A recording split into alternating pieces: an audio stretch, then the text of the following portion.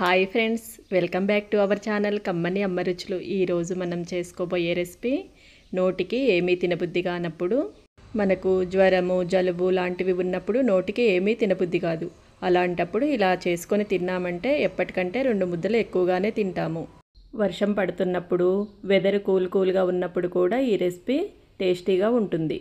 వేడి వేడి అన్నంలో నెయ్యి కానీ, పాల మీద మీగడ కానీ, పల్లి ఆయిల్ ఉంటుంది కదా, గానుగ నూనె, అది కూడా వేసుకొని తింటే టేస్ట్ అయితే అదిరిపోతుంది. ఈ రెసిపీని చాలా ఈజీగా చేసుకోవచ్చు. ఇంట్లో ఉన్న వాటితోనే 5 నిమిషాల్లో చేసుకోవచ్చు.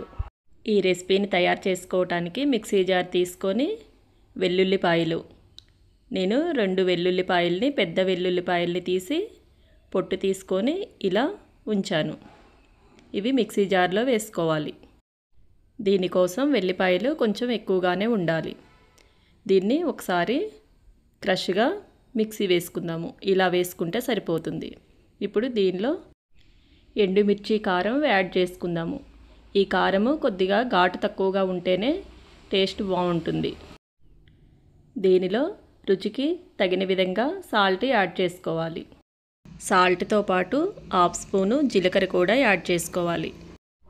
వీటన్నిటిని ఒకసారి స్పూన్తో కలుపుకొని ఇవన్నీ కలిసే విధంగా ఒకసారి మిక్సీ తిప్పితే సరిపోతుంది.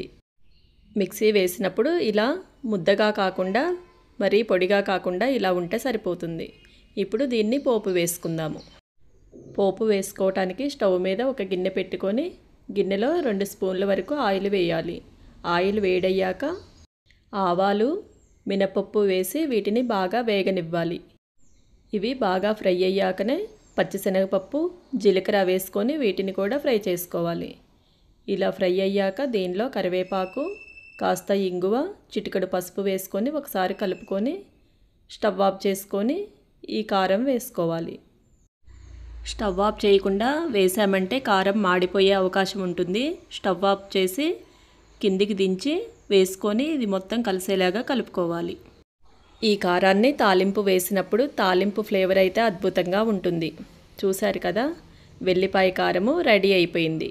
దీన్ని వేడి వేడి అన్నములో నెయ్యి వడ్డించుకొని తిన్నామంటే టేస్ట్ అయితే అద్భుతంగా ఉంటుంది. మీకు ఈ రెసిపీ నచ్చినట్లయితే మీరు కూడా ఒకసారి ట్రై చేసి టేస్ట్ చూడండి. మీకు ఈ వీడియో నచ్చితే ఒక లైక్ చేయండి. కొత్తగా చూస్తున్న వారైతే సబ్స్క్రైబ్ చేసుకోండి. మీ ఫ్రెండ్స్కి షేర్ చేయండి. Thank you for watching.